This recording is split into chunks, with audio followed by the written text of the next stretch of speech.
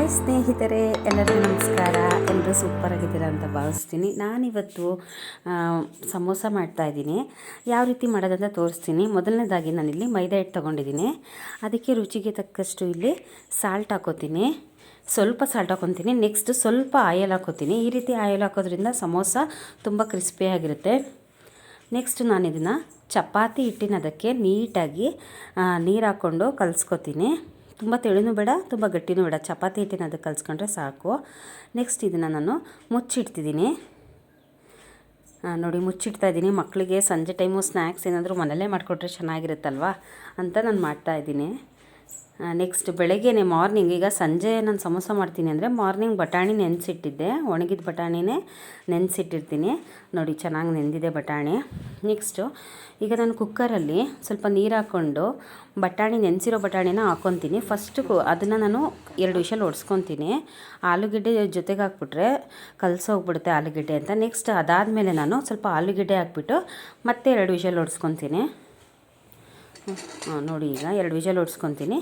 ಇದು ಚೆನ್ನಾಗಿ ಬೆಂದಿರುತ್ತೆ. ನೆಕ್ಸ್ಟ್ ಈ ಮೈದಾ ಹಿಟ್ಟು ಕಲಸಿಟ್ಟಿದ್ನಲ್ಲ, ಅದೇ ಬಾಣಲೆಯಲ್ಲಿ ಸ್ವಲ್ಪ ಎಣ್ಣೆ ಬಿಸಿ ಮಾಡಿಕೊಂಡು ಜೀರಿಗೆ ಹಾಕ್ತೆ, ಕರಿಬೇವಿನ ಸೊಪ್ಪು ಹಾಕ್ತೆ, ಹಸಿಮೆಣ್ಸಿಕಾಯಿ ಹಾಕ್ತೆ, ಮತ್ತು ಸ್ವಲ್ಪ ಈರುಳ್ಳಿ ಹಾಕ್ತೀನಿ. ಅದಾದಮೇಲೆ ಸಾಲ್ಟ್ ಹಾಕ್ಬಿಟ್ಟು ಚೆನ್ನಾಗಿ ಒಂದು ಮಿಕ್ಸ್ ಕೊಡ್ತಾಯಿದ್ದೀನಿ. ನೆಕ್ಸ್ಟ್ ಇದಕ್ಕೆ ಈರುಳ್ಳಿ ಎಲ್ಲ ಚೆನ್ನಾಗಿ ಫ್ರೈ ಆದಮೇಲೆ ಗರಂ ಮಸಾಲ ಹಾಕಿದ್ದೀನಿ. ಗರಂ ಮಸಾಲ ಹಾಕಿದಾದ್ಮೇಲೆ ನಾನಿಲ್ಲಿ ಅರ್ಧ ಚಮಚ ಧನಿಯಾ ಪೌಡರ್ ಹಾಕ್ತೀನಿ. ನೆಕ್ಸ್ಟು ಅರ್ಧ ಚಮಚ ಅಚ್ಕಾರ ಪುಡಿ ತೊಗೊಂಡಿದ್ದೀನಿ. ಚೆನ್ನಾಗಿ ಒಂದು ಮಿಕ್ಸ್ ಕೊಡ್ಕೊತೀನಿ ನಾನು. ಯಾಕಂದರೆ ಫಸ್ಟ್ 2 ಹಸಿಮೆಣ್ಸಿಕಾಯಿ ಒಗ್ಗರಣೆಗೆ ಹಾಕ್ಕೊಂಡಿದ್ದೀನಿ, ಅದಕ್ಕೆ ಅರ್ಧ ಚಮಚ ಹಾಕ್ಕೊಂಡಿದ್ದೀನಿ ಅಚ್ಕಾರ ಪುಡಿನ. ನಿಮಗೆ ಖಾರ ನೋಡಿ ಹಾಕ್ಕೊಳ್ಳಿ. ಆಮೇಲೆ ಅರಿಶಿನ ಪುಡಿ ಹಾಕಿದ್ದೀನಿ. ಅದಾದಮೇಲೆ ಬೇಯಿಸಿರೋ ನಾನು ಬಟಾಣಿ ಹಾಕಿದ್ದೀನಿ. ಆಲೂಗೆಡ್ಡೆನ ಎತ್ತಿಟ್ಟಿದ್ದೀನಿ, ಯಾಕಂದರೆ ಮ್ಯಾಶ್ ಮಾಡಿ ಹಾಕ್ಬೇಕಲ್ವ, ಅದಕ್ಕೆ ಫಸ್ಟು ಬಟಾಣಿ ಹಾಕ್ತೆ. ಈಗ ಬೇಯಿಸಿರೋ ಆಲೂಗೆಡ್ಡೆನ ನಾನು ಮ್ಯಾಶ್ ಮಾಡಿಬಿಟ್ಟು ಎಲ್ಲ ನೀಟಾಗಿ ಕಲಿಸ್ಬಿಟ್ಟು ಹಾಕಿದ್ದೀನಿ. ಒಂದು ಮಿಕ್ಸ್ ಕೊಡ್ತೀನಿ. ಲಾಸ್ಟಿಗೆ ನಾನು ಕೊತ್ತಂಬರಿ ಸೊಪ್ಪನ್ನ ಹಚ್ಬಿಟ್ಟು ಹಾಕ್ತೀನಿ. ತುಂಬ ಚೆನ್ನಾಗಿರುತ್ತೆ. ಈ ಈರುಳ್ಳಿ ಸಮೋಸಗಿಂತ ಇದು ತುಂಬ ಟೇಸ್ಟಿಯಾಗಿರುತ್ತೆ. ಒಂದು ಮಿಕ್ಸ್ ಕೊಟ್ಬಿಟ್ಟು ಎತ್ತಿಡ್ತೀನಿ. ಈಗ ಕಲಸಿಟ್ಟಿರೋ ಮೈದಾ ಹಿಟ್ಟನ್ನ ತಗೊಳ್ಳೋಣ. ಇದು ಸಮೋಸನ ಫೋಲ್ಡ್ ಮಾಡಲಿಕ್ಕೆ ನಾನಿಲ್ಲಿ ಒಂದು ಗಮ್ ಥರ ಪೇಸ್ಟ್ ಮಾಡ್ಕೊತಾ ಇದ್ದೀನಿ. ಸ್ವಲ್ಪ ಮೈದಾ ಹಿಟ್ಟು ಹಾಕೊಂಡಿದ್ದೀನಿ, ಅದಕ್ಕೊಂದು ಸ್ವಲ್ಪ ನೀರು ಹಾಕ್ಬಿಟ್ಟು ಚೆನ್ನಾಗಿ ಪೇಸ್ಟ್ ಥರ ಮಾಡ್ಕೊಳ್ಳೋಣ. ತೆಳ್ಳಗೆ ಮೀಡಿಯಮ್ ಆಗಿರಲಿ, ಅಂಟು ಥರ.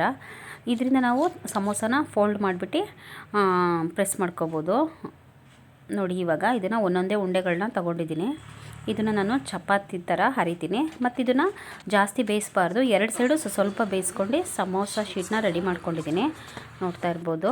ಈ ಸಮೋಸ ಶೀಟ್ನ ನಾನು ಒಂದರಲ್ಲಿ 2 ಮಾಡ್ಕೊತೀನಿ ಸಮೋಸನ. ನೋಡಿ, ಒಂದು ಶೀಟ್ನ ನಾನು ಈ ಥರ ಪೀಸ್ ಮಾಡ್ಕೊತೀನಿ ಮಧ್ಯಕ್ಕೆ. ಇವಾಗ 2 ಶೀಟ್ ಆಯಿತು. ಒಂದು ಶೀಟಲ್ಲಿ 2 ಪೀಸ್ ಮಾಡಿಕೊಂಡೆ. ನೆಕ್ಸ್ಟ್ ಇದಕ್ಕೆ ನಾನು ಆಲೂಗೆಡ್ಡೆ ಮತ್ತು ಬಟಾಣಿನ ಪಲ್ಯ ಮಾಡಿಟ್ಟಿದ್ದೀನಲ್ಲ, ಅದನ್ನು ನಾನು ಇದಕ್ಕೆ ಹಾಕ್ಕೊತೀನಿ. ಆಮೇಲೆ ಮೈದಾ ಹಿಟ್ಟು ನೀರು ಹಾಕ್ಬಿಟ್ಟು ಗಮ್ ಥರ ಮಾಡಿದ್ದೀನಲ್ಲ, ಅದನ್ನು ನೀಟಾಗಿ ಹಚ್ಬಿಟ್ಟು ನಾನು ಪ್ರೆಸ್ ಮಾಡಬೇಕು. ಫಸ್ಟ್ ಸಮೋಸ ಮಾಡಿದೆ, ಅದು ಎಣ್ಣೆಲೇ ಬಿಟ್ಕೊಬಿಡ್ತು. ಅಂದರೆ ಸ್ವಲ್ಪ ಕಮ್ಮಿ ಹಚ್ಚಿದ್ದೆ. ಆಮೇಲೆ ಅದನ್ನು ಚೆನ್ನಾಗಿ ಕೈಯಲ್ಲಿ ಪ್ರೆಸ್ ಮಾಡಬೇಕು, ನೀಟಾಗಿ ಈ ರೀತಿ ಪ್ರೆಸ್ ಮಾಡ್ಕೊಬೇಕು. ನಾನು ಸುಮ್ಮನೆ ಹಂಗೆ ಮಾಡಿ ಹಚ್ಚಿದೆ, ಅದು ಬಿಟ್ಕೊಬಿಡ್ತು. ನೋಡಿ, ಈ ರೀತಿ ಪ್ರೆಸ್ ಮಾಡಿಬಿಟ್ರೆ ಚೆನ್ನಾಗಿ ಅಂಟ್ಕೊಳ್ಳುತ್ತೆ ಇದು. ನೋಡಿ, ಈ ರೀತಿ ಹಚ್ಬಿಟ್ಟು ಚೆನ್ನಾಗಿ ಪ್ರೆಸ್ ಮಾಡಿದ್ರೆ ಒಂಚೂರು ಬಿಟ್ಕೊಳ್ಳಲ್ಲ, ಚೆನ್ನಾಗಿ ಅಂಟ್ಕೊಳ್ಳುತ್ತೆ. ಈಗ ನೋಡಿ, ನಾನು ಯಾವ ಶೇಪಲ್ಲಾದರೂ ಮಾಡ್ಕೊಬೋದು. ನಾನು ಈ ಶೇಪಲ್ಲೇ ಮಾಡ್ಕೊತೀನಿ. ಚೆನ್ನಾಗಿ ಬಂತು.